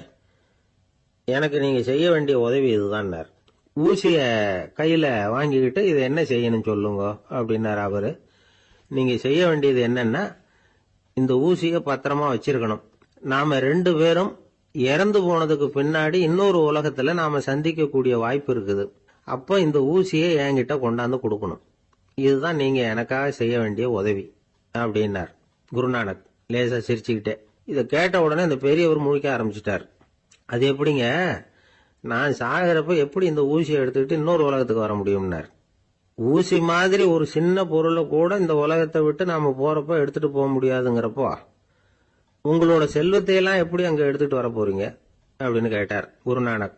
அதுக்கப்புறம் தான் அந்த பெரியவர் யோசிக்க ஆரம்பிச்சாராம். குருநானக் சொல்றார், இதை பாருங்க, நாம செய்யற நல்லது கெட்டது தான் கடைசி வரைக்கும் நம்ம கூட இருக்கும். அடுத்தவங்க நல்லா இருக்கணுங்கிறதுக்காக பொருளை செலவு செய்யணும். அப்படி செய்யலைன்னா எந்த பிரயோஜனமும் இல்லை அப்படின்னார். அதுக்கப்புறம் தான் அந்த செல்வந்தரின் அறிவு கண் திறந்துதான். உடனே குருநானக்க வணங்கினார். ஐயா, என்கிட்ட இருந்த ஆணவம் போயிட்டுது. இனிமே என்கிட்ட இருக்கிற செல்வத்தை நல்ல வழியில செலவழிப்பேன் அப்படின்னாராம். நம்ம கிட்ட இருக்கிற பணம் எப்பவும் நம்ம கூடவே வந்துகிட்டு இருக்காதுங்கிறதுக்கு இது ஒரு உதாரணம். அதுக்காக நாம பணம் சேர்க்கறத பத்தி கவலைப்பட வேண்டியதில்லை, பேசாம படுத்து தூங்கிட்டு இருந்தா போதும் அப்படின்னு இதுக்கு அர்த்தம் பண்ணிக்கப்படாது. முறையான வழியில பணம் சேர்க்கணும், அதை முறையான வழியில செலவு பண்ணணும். அதனால ஏற்படக்கூடிய மன நிறைவு இருக்கு பாருங்க, அது அனுபவிச்சவங்களுக்கு தான் தெரியும். சொர்க்கத்துக்கு போறவங்க இங்க இருந்து பணத்தை எடுத்துட்டு போக முடியாது. ஆனா நம்ம செல்வத்தை இங்க மத்தவங்களுக்கு பயன்பட செய்து அதனால ஏற்படுற புண்ணியம் இருக்கு பாருங்க, அதை எடுத்துட்டு போக முடியுமா. இதுதான் ஆன்மீகவாதிகள்லாம் சொல்ற கருத்து. ஜான் நியூட்டன் ஒருத்தர், அவரு சொன்னார், நான் எப்பவாவது சொர்க்கத்துக்கு போய் சேர்ந்தேன்னா அங்க 3 அதிசயங்களை பார்ப்பேன்னார். என்னன்னு கேட்டாங்க. நான் யார் யாரு இருக்க மாட்டாங்கன்னு நினைச்சுக்கிட்டு இருந்தானோ அவங்கள சில பேர் அங்க இருப்பாங்க, அது ஒரு பெரிய அதிசயம்னார். சரி, அடுத்தது என்ன? 2வது அதிசயம் என்னன்னா, அங்க இருப்பாங்கன்னு நான் எதிர்பார்த்த சில பேர் அங்க இருக்க மாட்டாங்க அப்படின்னார். சரி, 3வது பெரிய ஆச்சரியம் என்ன அப்படின்னா, நான் அங்க இருக்க பாருங்க, அதுதான் அந்த 3வது அதிசயம் அப்படின்னாராம். இந்த உலகத்துல மனுஷன் எவ்வளவோ தவறுகள் செய்யறான். அதுக்கெல்லாம் என்ன காரணம்? அதை பத்தின ஆராய்ச்சி தான் இன்னைக்கு. இதுக்கு ஆராய்ச்சி என்னத்துக்கு, அது தெரிஞ்ச விஷயம் தானே அப்படின்னு நீங்க நினைக்கலாம். ஆனா அப்படி அலட்சியமா இந்த விஷயத்தை விட்டுறக்கூடாது. பொதுவா எல்லோரும் நினைக்கலாம், எது சரி எது தவறு அப்படின்னு தெரியாததுனாலதான் மனுஷன் தப்பு பண்றான் அப்படின்னு. ஆனா அப்படி சொல்லிட முடியாது. மனுஷன் தெரிஞ்சே தான் தவறுகள் பண்றான். இப்ப உதாரணத்துக்கு, ஒரு சாலையில இடது பக்கம் போக வேண்டிய ஒருத்தர் நடுக்கோட்டை தாண்டி வலது பக்கமா வண்டியை ஓட்டிட்டு போறாருன்னு வச்சுங்க. என்னப்பா இது தப்பு இல்லையா அப்படின்னு அவர்கிட்ட கேட்டா, அதெல்லாம் எனக்கு தெரியும், நீ உன் வேலையை பார்த்துட்டு போ அப்படிம்பார். வலது பக்கமா போறது தப்புன்னு தெரிஞ்சே தான் அவர் அப்படி செய்யறார், அப்படி போறார். பெரிய உத்தியோகத்துல இருக்கிறவங்க கூட லஞ்சம் வாங்குறாங்க. அவங்களுக்கெல்லாம் லஞ்சம் வாங்குறது தப்புன்னு தெரியலன்னு அர்த்தம். திருடுறது தப்புன்னு தெரியாமலாம் மனுஷன் திருடுறான், நல்லாவே தெரியும். நீங்க வேணும்னா கேட்டு பாருங்க, வேற வழி இல்ல அதனாலதான் திருடுறேன்பா. திருடுறது ஒரு புண்ணியமான காரியம்னு திருடனே கூட சொல்ல மாட்டான். திருடுறது தவறுங்கிறது திருடனுக்கு தெரியும் அப்படிங்கறத விளக்கறதுக்காக ஒரு பெரியவர் ஒரு கதை சொன்னார். அதாவது 2 திருடர்கள் 2 பேரும் சேர்ந்து ஒரு வீட்டுக்கு போய் ஒரு 10,000 ரூபாயை திருடிட்டு வந்துடுறாங்க. ஒரு காட்டு வழியா வந்துகிட்டு இருக்கிறாங்க. இன்னும் விடியல. 2 பேருக்கும் தூக்கம் கண்ணை சுத்துது. சரி, இப்படியே ஒரு மரத்தடியில படுத்து தூங்குவோம், காலையில விடிஞ்சதும் இந்த பணத்தை 2 பேரும் பங்கு போட்டுக்குவோம் அப்படின்னு முடிவு பண்றாங்க. அதே மாதிரி படுத்து தூங்குறாங்க. நடு ராத்திரியில ஒரு திருடன் முழிச்சுக்கிறான். விடிகிற வரைக்கும் காத்துக்கிட்டு இருந்தா 5,000 ரூபா தான் கிடைக்கும், இப்பவே கம்பி நீட்டினா 10,000 ரூபா கிடைக்கும் அப்படின்னு யோசிச்சு பார்த்துட்டு ஒரு முடிவுக்கு வந்தான். மெதுவா அந்த 10,000த்தையும் சுருட்டிக்கிட்டு அடுத்தவனுக்கு தெரியாம ஓடி போயிட்டான். விடியுது. அடுத்தவன் எழுந்திரிச்சு பாக்குறான். பணத்தையும் காணல, பாகஸ்தனையும் காணல. இந்த திருடன் அந்த திருடனை திட்டுறான். திருட்டு பய, அயோக்கிய பய, இப்படி அநியாயமா கிளப்பிட்டு போட்டானே அப்படிங்கிறான். இதுல இருந்து என்ன தெரியுது? தெரியாம எடுத்துக்கிட்டு போறது திருட்டு, அயோக்கியத்தனம், அநியாயம் அப்படிங்கறது இவனுக்கு தெரிஞ்சிருக்குது. அதனாலதான் அடுத்தவனை பார்த்து இப்படி திட்டுறான். அதனால தெரியாததுனால மனுஷன் தவறு பண்றான்னு சொல்றது சரியில்லை. அப்படின்னா மனுஷன் பண்ற தவறுகளுக்கு உண்மையான காரணம் தான் என்ன? இதே சந்தேகம் அர்ஜுனனுக்கும் வந்துதான். அதனாலதான் அவன் பகவானை பார்த்து கேக்குறான். மனுஷன் தன் விருப்பத்துக்கு விரோதமா ஏதோ ஒரு சக்தியினால பலாத்காரமா இழுக்கப்பட்டது மாதிரி பாவம் பண்றானே, அந்த சக்தி என்ன அப்படின்னு கேக்குறான். இதுக்கு பகவான் பதில் சொல்றார். காமமும் குரோதமும் தான் அந்த சக்திகள், அதாவது ஆசையும் சினமும். இது ரெண்டும் உன்னுடைய எதிரிகள் அப்படிங்கறத புரிஞ்சுக்கோ அப்படிங்கிறார். இன்னமும் நுணுக்கமா பார்த்தா காமத்தினுடைய மறு உருவங்கள் தான் குரோதமும் லோபமும். ஆசை நிறைவேறலன்னா குரோதம், அதாவது கோபம். ஆசை நிறைவேறிட்டதுன்னா லோபம், அதாவது பேராசை. பாவத்தை கண்ட்ரோல் பண்ணணும்னா அதுக்கு மெயின் சுவிட்ச் எது அப்படிங்கறது இப்பதான் தெரியுது. அதுக்கு மனுஷன் தெரிஞ்சே தான் தவறு பண்றான் அப்படின்னு பேசிக்கிட்டோமே. அதுக்கு ஒரு உதாரணம். ஒரு ஆளு ஹோட்டல்ல சாப்பிட போனான். சாப்பிட்டு முடிச்சான். எழுந்திரிச்சு முதலாளி கிட்ட பில்ல கொடுத்தான். காசை கொடுக்கல. முதலாளி பணம் கொடுன்னு கேட்டார். இவன் என்கிட்ட பணம் இல்லைன்னா. முதலாளி கொஞ்சம் கூட அலட்டிக்கல. உள்ள இருந்து ஒரு ஆளை கூப்பிட்டார். இவனை கூப்பிட்டுட்டு போய் இட்லி மாவாட்ட சொல்லுனார். இவனும் கவலைப்படாம உள்ள போயிட்டான். அப்போ அழைச்சிட்டு போற ஆளு கேக்குறான், ஏன் சார் சாப்பிடுறதுக்கு முன்னாடி காசு இல்லைங்கிறது உங்களுக்கு தெரியாதா அப்படின்னு கேக்குறான். தெரியும், காசு இல்லைங்கிறதும் தெரியும், காசு இல்லாம சாப்பிட்டா மாவாட்டணுங்கிறதும் தெரியும் அப்படின்னா அந்த ஆள். அப்படின்னா நீங்க உங்க வீட்லயே சாப்பிட்டு இருக்கலாமே அப்படின்னு கேக்குறான் அவன். அதுக்கு இவர் சொல்றாரு, அது எப்படி? அங்க சாப்பிட்டாலும் நான் இதே வேலையை தானே செய்ய வேண்டியிருக்கும் அப்படின்னாராம். 1816 வருஷம் செப்டம்பர் மாசம் 11ஆம் தேதி பிரான்ஸ் தேசத்துல உள்ள ஒரு மருத்துவமனை.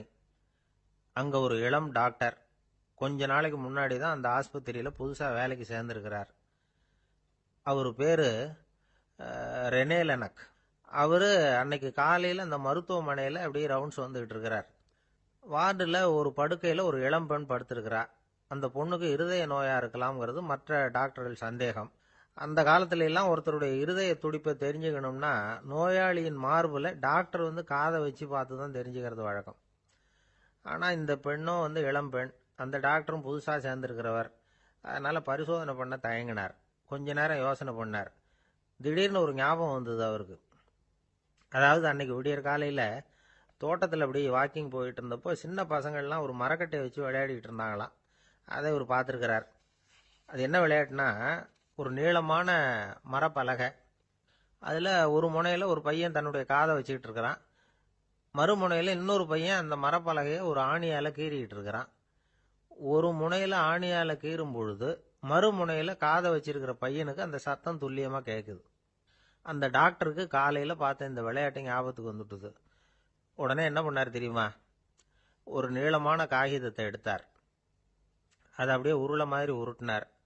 ஒரு முனையை அந்த நோயாளியின் மார்புல இடது பக்கம் வச்சார். இன்னொரு முனையில தன்னுடைய காதை வச்சார். என்ன ஆச்சரியம்! நோயாளியின் மார்புல நேரடியா காதை வச்சு கேட்கறத விட துல்லியமா கேட்டது இதய துடிப்பு. இதய துடிப்பு மட்டும் இல்ல, மூச்சு இழுத்து விடுறது, திரவ பொருள்களின் அசைவு, எல்லா சத்தமும் தெளிவா கேட்குது. கிரேக்க மொழியில ஸ்டெத்தாஸ் அப்படின்னா மார்பு, ஸ்கோப்பின் அப்படின்னா பார்ப்பதுன்னு அர்த்தம். அதனால டாக்டர் ரெனே லெனக் தான் கண்டுபிடிச்ச கருவிக்கு ஸ்டெத்தஸ்கோப் அப்படின்னு பேர் வச்சார். அவரே முதல் மாடலையும் செஞ்சார். அளவு ரொம்ப பெருசா இருந்தது, சுலபமா எடுத்துட்டு போகிறது கஷ்டம். அது அவ்வளவு கஷ்டமா இருந்தது அது. அதனால அவரே அதை அப்புறம் 2 பிரிவா தயார் பண்ணார். இது 2 துண்டையும் டாக்டர் தன்னோட கோட்டு பாக்கெட்ல வச்சுக்கலாம், தேவைப்படுறப்ப எடுத்து ஒன்னா சேர்த்துக்கலாம். இப்படிதான் அவர் ஆரம்பத்தில் பண்ணார். தன்னுடைய இந்த கண்டுபிடிப்பை பத்தி அவர் ஒரு புத்தகம் எழுதினார். நிறைய வித்துது, புகழும் பணமும் சேர்ந்தது. பணமும் புகழும் சேர்ந்தது மாதிரியே அவருக்கு ஒரு நோயும் சேர்ந்தது. அது என்ன நோயின்னு கண்டுபிடிக்கிறதுக்கும் அவரு கண்டுபிடிச்ச கருவி தான் உபயோகப்பட்டுதான். அவரே அதை கண்டுபிடிச்சார். அவருக்கு வந்திருந்தது காச நோய். 1826 வருஷம் ஆகஸ்ட் மாசம் 13ஆம் தேதி உலகத்தின் முதல் ஸ்டெதஸ்கோப்பை கண்டுபிடிச்ச டாக்டர் ரெனே லெனக் காலமானார். அவர் சாகிறதுக்கு முன்னாடி மரத்தால் செஞ்சு வச்சிருந்த ஸ்டெதஸ்கோப்பை தனக்கு வேண்டியப்பட்ட ஒரு டாக்டர் கிட்ட கொடுத்து, என்னுடைய சொத்துக்கள்லேயே ரொம்ப வசந்தது அப்படின்னு சொன்னாராம். அதுக்கப்புறம் 3 வெள்ளைக்காரங்க சேர்ந்து இந்த கருவியில் சில மாற்றங்களை பண்ணாங்க. ஆனால் 1829 லண்டனில் டாக்டர் நிக்கோலஸுங்கிறவர் ஒரு காதால் இதய துடிப்பை கேட்கறத விட டாக்டர் 2 காதாலையும் கேட்கறது தான் சரியா இருக்கும் அப்படின்னு ஒரு கருத்தை வெளியிட்டார். அதுக்கப்புறம் ரொம்ப காலம் கழிச்சு 1852 ஜார்ஜ் காமான் அப்படிங்கிறவர் ரப்பர் டியூப்களை உபயோகப்படுத்தி 2 காதாலையும் கேட்குற மாதிரி ஒரு புதிய வடிவத்தை அதுக்கு கொடுத்தார். அதுக்கு பிறகு அது படிப்படியாக எவ்வளவோ மாற்றங்கள் இருந்தாலும் ஆரம்பத்தில் டாக்டர் ரெனேல் எனக்கு உருவாக்கின அடிப்படை மாடலை யாரும் மாற்றி அமைக்கலைங்கிறது தான் முக்கியமான விஷயம். நமக்கு தெரிஞ்ச ஒரு ஆஸ்பத்திரி, அதில் ஒரு நோயாளி, காலை நேரத்தில் நர்ஸு அந்த பக்கமாக போயிட்டு இருந்தாங்க. அதை பார்த்துட்டு ஒரு நர்ஸுன்னு கத்துறார். நர்ஸு அவசரமாக ஓடி வந்து என்ன விஷயம்னு கேட்டாங்க. சிஸ்டர், இங்கே பாருங்க, உங்கள் டாக்டரை என் நெஞ்சில் ஒரு காதை வச்சு கேட்டுக்கிட்டு இருக்கிறார் அப்படின்னார் நோயாளி. சிஸ்டர் பதட்டப்படாமல், அதனால் என்ன, இந்த டாக்டர் பழமையான விஷயங்களில் ரொம்ப நம்பிக்கை உள்ளவர், அதனால் ஸ்டெதாஸ்கோப்பை உபயோகப்படுத்தாமல் காதை வச்சு கேட்குறார், அது ஒன்றும் தப்பு இல்லை அப்படின்னாங்களாம். ஐயோ, அதுக்காக இல்லை சிஸ்டர், இவர் என் நெஞ்சு மேலே தலையை வச்சது நேற்று ராத்திரி 9 மணி, இப்போ விடிஞ்சு போச்சு, இன்னமும் தலையை எடுக்கவே இல்லை, அதுக்காக தான் சந்தேகப்பட்டு உங்களை கூப்பிடுறேன் அப்படி. அரேபிய நாடு, அங்கே ஒரு ஆட்சி தலைவர், அரேபிய நாட்டு ஆட்சி பொறுப்பை ஏற்றுக்கிட்டவர். அவர் வந்து ஆட்சி பொறுப்பை ஏற்றுக்கிட்ட பிறகு ஒரு நாள் ஒரு தெருவில் நடந்து போய்கிட்டு இருந்தார். அவர் தோளில் ஒரு பெரிய துணி மூட்டை, அதை சுமந்துக்கிட்டு கடத்தெருவை நோக்கி அவர் போய்கிட்டு இருக்கிறார். வழியில் அவரை சந்திச்சார் உமர். அவர் கேட்டார், கலீஃபா அவர்களே, எங்கே புறப்பட்டுட்டீங்க அப்படின்னு கேட்டார். கலீஃபான்னா ஆட்சி தலைவர்னு அர்த்தம். இதுக்கு அவர் சொன்னார், நான் வந்து துணி வணிகம் செய்கிறவன், அதனால துணி வியாபாரம் செய்யறதுக்காக போயிட்டு இருக்கிறேன்னார். நீங்க இப்போ இந்த நாட்டுக்கு ஆட்சி தலைவர், ஆட்சி பொறுப்புல இருக்கிறீங்க, நீங்க வியாபாரம் செய்ய போட்டா அரசு பணிகளை செய்யறது யாரு அப்படின்னு கேட்டார் அவர். நான் அரசு பணிகளை மட்டுமே செஞ்சுக்கிட்டு இருந்தா என் குடும்பத்தை காப்பாத்துறது யாரு அப்படின்னு கேட்டார் அவர். இப்படி கேட்டவர் யார் தெரியுமா? அவர் தான் அபூபக்கர், இறை தூதர் முகமது அவர்களுக்கு பிறகு கலீஃபாவாக தேர்ந்தெடுக்கப்பட்டவர். அப்போலாம் ஆட்சி தலைவர்களுக்கு சம்பளம்னு எதுவும் கிடையாது. இந்த பிரச்சனையை எப்படி தீர்க்கிறதுன்னு யோசனை பண்ணார் உமர். அபு உபைதா அவர்கள்கிட்ட அழைச்சிட்டு போனார். அவர் யாருன்னா, அவர் தான் பொது நிதி கருவூலத்தின் பொறுப்பாளர். அவர்கிட்ட பிரச்சனையை சொன்னார். இது மாதிரி ஆட்சி தலைவருக்கு பொது நிதியிலிருந்து ஊதியம் அளிக்க முடியுமான்னு கேட்டார். பொது நிதி விதிகளின்படி அதுக்கு சாத்தியம் இல்லைன்னு சொல்லிவிட்டாரு அவரு. சரி, வேற ஏதாவது வழி இருக்குதான்னு கேட்டார் உமர். அபு உபைதா கொஞ்சம் யோசனை பண்ணி பார்த்தார். அப்புறமா சொன்னார், மக்காவிலிருந்து மதீனாவுக்கு குடிபெயர்ந்து வந்த அகதிகளுக்கு நிதி உதவி அளிக்கிறதுக்கு விதிகள்ல இடம் இருக்கு. அப்படி பார்த்தா அபூபக்கரும் அகதி தானே, அதனால எல்லா அகதிகளுக்கும் கொடுக்கறது மாதிரியே அவருக்கும் ஒரு தொகை அளிக்கலாம்னார். கலீஃபா அபூபக்கருக்கு இந்த அகதி உதவி தொகையைத்தான் கொடுத்துட்டு வந்தாங்களாம். குடும்ப செலவுக்கு அது போதுமானதா இல்ல. இருந்தாலும் கலீஃபாங்கிறதுக்காக மற்ற அகதிகளை விட அதிகமா தொகையை பெற அவர் விரும்பல. மார்பு பக்கம் கிழிஞ்சிருந்த ஒரு மேலாடையை தான் அவர் அணிஞ்சிருந்தார். அவருடைய துணைவியார் அஸ்மா, அவங்க ஒரு நாள் தேன் அருந்த ஆசையா இருக்குன்னாங்களாம். நமக்கு கிடைக்கிற ஊதியம் குடும்ப செலவுக்கே போதுமானதா இல்லையே, இந்த நிலையில தேன் வாங்கறதுக்கு காசுக்கு நான் எங்க போவேன் இருக்காரு அவரு. கொஞ்ச நாள் கழிச்சு அவங்க ஒரு தொகையை அவர்கிட்ட கொடுத்து தேன் வாங்கிட்டு வர சொன்னாங்களாம். இவருக்கு ஆச்சரியம், ஏது இந்த பணம்னு கேட்டிருக்காரு. நீங்க தினமும் குடும்ப செலவுக்காக கொடுத்துக்கிட்டு வந்த பணத்துல கொஞ்சம் கொஞ்சமா மிச்சப்படுத்தி வச்சேன்னாங்களாம். அபூபக்கர் அந்த பணத்தை எடுத்துக்கிட்டு நேரா பொது நிதி கருவூல பொறுப்பாளர்கிட்ட போனார். இந்த பணத்தை பொது நிதியில சேர்த்துருங்க, இது அதிகப்படியா எனக்கு தரப்பட்டு வந்த ஊதியம், அடுத்த மாசத்திலிருந்து இந்த தொகையை குறைச்சுங்கன்னு வேற சொல்லிவிட்டாராம். பசியை தணிக்க தேவையான அளவு உணவு, ஒரு ஜோடி உடை, இதை தவிர கூடுதலா மக்கள் பொது நிதியிலிருந்து வாங்கிக்கிறதுக்கு என் குடும்பத்தாருக்கு உரிமை இல்லை அப்படின்னு சொல்லி கண்டிப்பா சொல்லிவிட்டாராம். அவர் வாங்கிட்டு வந்த இந்த குறைந்த ஊதியம் கூட அவர் மனசை உறுத்திக்கிட்டே இருந்தது. கடைசி நேரம் அவர் தம்முடைய மகள் ஆயிஷா அவர்கள் அழைச்சார். மகளே, இதுவரைக்கும் பொது நிதியிலிருந்து நான் வாங்கிட்டு வந்த தொகை என்னுடைய இதயத்துல பாரமா அழுத்திக்கிட்டு இருக்கு. என் தோட்டத்தை வித்து அதுல வர்ற பணத்திலிருந்து நான் இதுவரைக்கும் வாங்கிட்டு வந்த ஊதிய தொகையை கணக்கு போட்டு பொது நிதியில சேர்த்து விடு அப்படின்னாராம்.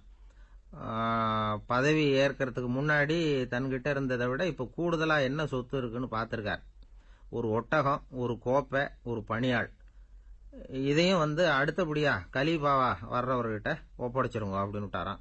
அதே மாதிரி அடுத்து வந்த உமர்கிட்ட ஒப்படைச்சாங்க. அப்போ உமர் சொன்னாராம், அபூபக்கரே, இந்த முன்மாதிரியால உங்களுக்கு பிறகு இந்த ஆட்சி பொறுப்பை ஏற்கிறவர்களை பெரும் நெருக்கடிக்கு ஆளாகி விட்டீங்க அப்படின்னு சொல்லி ரொம்ப கண் கலங்கினாராம். கடைசியா அபூபக்கர் தன்னுடைய குடும்பத்தாருக்கு விட்டு சென்ற சொத்து ஒரு படுக்கை விரிப்பு, ஒரு போர்வை, அவ்வளவுதான். இது சிந்திக்க வேண்டிய ஒரு செய்தி. ஒரு ஊர்ல ஒரு மன்னர் இருந்தாராம். அமைச்சர் அவர்கிட்ட சொன்னாராம், மன்னா, நம்ம ராஜ்யத்துல இனிமே லஞ்ச ஊழலே இருக்காதுன்னாராம். ஆஹா, அப்படின்னா ஊழல் பேர் வழிகளை எல்லாம் நாடு கடத்தியாச்சா அப்படின்னு கேட்டிருக்காரு மன்னர். இதுக்கு அவரு, அப்படி இல்லைங்க, இனிமே கொடுக்கறதுக்கு ஜனங்கள் கிட்ட பணமே இல்லை. இந்த உலகத்துல எல்லாருக்கும் மகிழ்ச்சி தரக்கூடிய ஒரு பொருள் எது? இது ஒரு முக்கியமான கேள்வி. இந்த கேள்விக்கு பொருத்தமான ஒரு பதிலை உங்களால சொல்ல முடியுமா? அதாவது கொஞ்சம் யோசிச்சு பார்த்தா பணம்னு சொல்லலாமா? இப்போ கையில் காசு இல்லாதவங்ககிட்ட ஒரு 10 ரூபாயை கொடுத்தா அது அவனுக்கு சந்தோஷத்தை கொடுக்கும். ஏற்கனவே வருமான வரி பிரச்சனையில் சிக்கி இருக்கிறவர்கிட்ட இன்னும் கொஞ்சம் பணம் இந்தாங்கன்னு சொல்லி கொடுத்தோம்னா அது அவருக்கு சங்கடத்தை தான் கொடுக்கும். அதனால அந்த கேள்விக்கு பணம்ங்கிறது பொருத்தமான பதிலாக இருக்க முடியாது. கேள்வி என்னன்னா, இந்த உலகத்தில் எல்லாருக்கும் மகிழ்ச்சி தரக்கூடிய ஒரு பொருள் எது? சரி, இனிப்புன்னு சொல்லலாமா? ஏன்னா எல்லாருக்கும் இனிக்க தானே செய்யும். அதுலேயும் ஒரு சிக்கல் இருக்கு. சக்கரை வியாதிக்காரங்களுக்கு அது என்ன சந்தோஷத்தையா கொடுக்கும்? ஆக எல்லாருக்கும் வேறுபாடு எதுவும் இல்லாமல் மகிழ்ச்சியை கொடுக்கக்கூடியது வேற ஏதோ ஒன்று இருக்கு. அது என்னன்னு கண்டுபிடிக்கணும். அதுதான் இன்னைக்கு தகவல். இப்போ அதை கண்டுபிடிக்கணும்னா இந்த கதையை கேட்கணும். அது என்ன கதைன்னா, ஒரு ஊரில் ஒரு ராஜா இருந்தார். அவருக்கும் இதே சந்தேகம் வந்துட்டுது. அதாவது எல்லாருக்கும் இன்பம் தரக்கூடிய பொருள் எது அப்படின்னு. இதுக்கு பதில் தெரிஞ்சுக்கிறதுக்கு ஆசைப்பட்டார். சரி, அதுக்கு என்ன செய்யலாம்னு யோசனை பண்ணார். நாட்டு மக்களுக்கு பகிரங்கமாக ஒரு அறிவிப்பு கொடுத்தார். நம்ம நாட்டு மக்கள் இன்பம் தரக்கூடிய பொருள் எதுன்னு நினைக்கிறாங்களோ அதை கொண்டுகிட்டு அரண்மனையில் உள்ள கண்காட்சி மண்டபத்தில் வைக்கலாம். அப்படி அவங்க வைக்கிற பொருள்களில் எது எல்லாருக்கும் இன்பம் தரக்கூடியதாக இருக்குமோ அதை வச்சவருக்கு 1000 பொற்காசுகள் பரிசு அப்படின்னு அறிவிப்பு கொடுத்துட்டார். ஜனங்கள் இந்த அறிவிப்பை கேட்டாங்க. அதுக்கப்புறம் சும்மா இருப்பாங்களா? 1000 பொற்காசுன்னா சும்மாவா? அவங்க கையில் என்னென்ன கிடைச்சதோ அதையெல்லாம் கொண்டாந்து அரண்மனை காட்சி மண்டபத்தில் வச்சுட்டாங்க. அதுக்கப்புறமா ராஜா அங்கே வந்தார். ஒவ்வொன்றா பார்த்துக்கிட்டே வந்தார். முதல்ல ஒரு குயில் இருந்தது, இனிமையாக பாடக்கூடிய குயில். இந்த குயிலோட இன்னிசை எல்லாருக்கும் இன்பம் தரக்கூடியது தான். இருந்தாலும் காது கேட்காதவங்களுக்கு இந்த இசை எப்படி இன்பம் தர முடியும்? அதனால இது சரியில்லைன்னு விட்டார். அடுத்தபடியாக போனார். அங்கே என்ன வச்சிருக்கிறாங்கன்னு பார்த்தா ஒரு அழகான மயில் அங்கே தோகை விரித்து ஆடிக்கிட்டு இருக்குது. இந்த மயிலோட ஆட்டம் மனசுக்கு இன்பம் தரக்கூடியது தான். இருந்தாலும் பார்வை இல்லாதவங்க இந்த ஆட்டத்தை பார்த்து ரசிக்க முடியுமா? முடியாது. அதனால இதுவும் சரியில்லை அப்படின்னு சொல்லிவிட்டார். அதுக்கு அடுத்தபடியாக போனார்.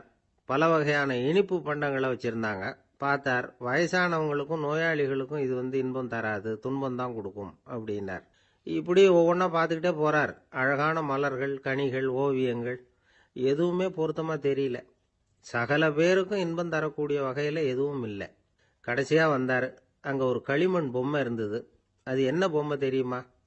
பசியால் வாடி இருக்கிற ஒருத்தருக்கு ஒரு அம்மா இனிமையாக பேசிக்கிட்டு சோறு போடுறது மாதிரி அந்த பொம்மையை செஞ்சுருந்தாங்க. அதுக்கு கீழே அன்பு அப்படின்னு எழுதியிருந்துதான். ராஜா பளிச்சுன்னு ஒரு முடிவுக்கு வந்தார்.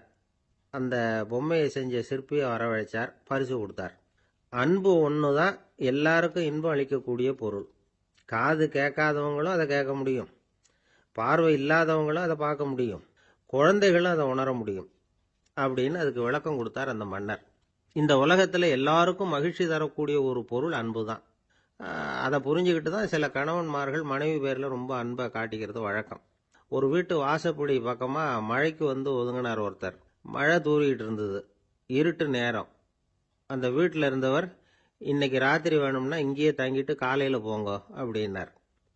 உடனே இவர் சொன்னார், ரொம்ப நன்றிங்க, ஒரு 10 நிமிஷத்தில் இதை வந்துடுறேன் அப்படின்னு சொல்லிவிட்டு எங்கேயோ ஓடினார். 10 நிமிஷம் கழித்து திரும்பி வந்தார். ஆமாம், எங்கே போயிட்டு வந்தீங்கன்னு கேட்டார்.